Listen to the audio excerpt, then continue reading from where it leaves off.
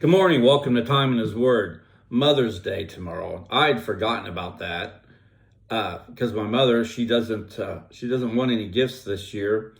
The one thing that she asked for me and my brother and my sister is that we all attend to church together tomorrow because she's very ill and it's very difficult for her for an outing, and that's her wish for Mother's Day, and then for us to go out for dinner afterwards.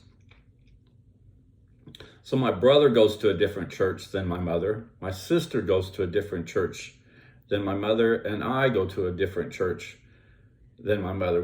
I had made plans to attend my church because of some things I'll be doing on Monday to meet with the minister to make sure my message is going to be good and all of that. But the minute she said, "I want you kids to go to church with me," I was like, well, I guess we can put that on hold and do that another time.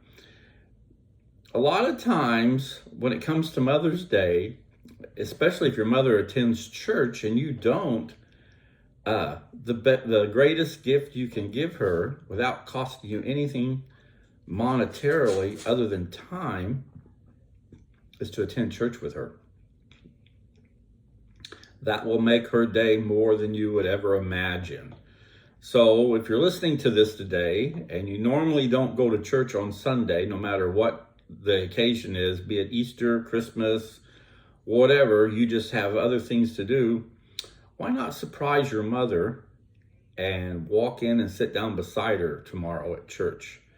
I think your day would be way more better than you could ever imagine. In Ephesians, the 6th chapter, the first four verses say this: "Children, obey your parents in the Lord, for this is right.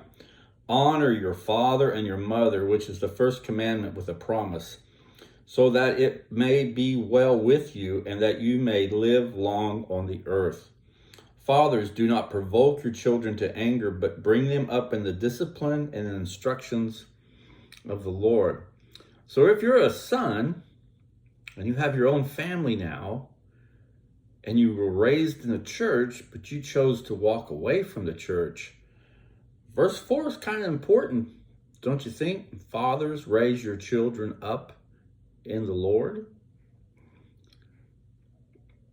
I know for myself, when I got out of high school, I thought, I don't need this church stuff.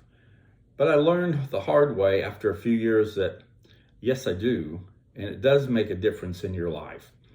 You might not see it each and every day, but overall, looking back, I can see from where I grew up in the church, and then I can see those years where I decided and I thought I knew what was best and didn't attend. I can see how I struggled in many ways. And then I can see where I started going back to church, getting involved in the church, and raising my children in the church. So I have done what Scripture tells me to do.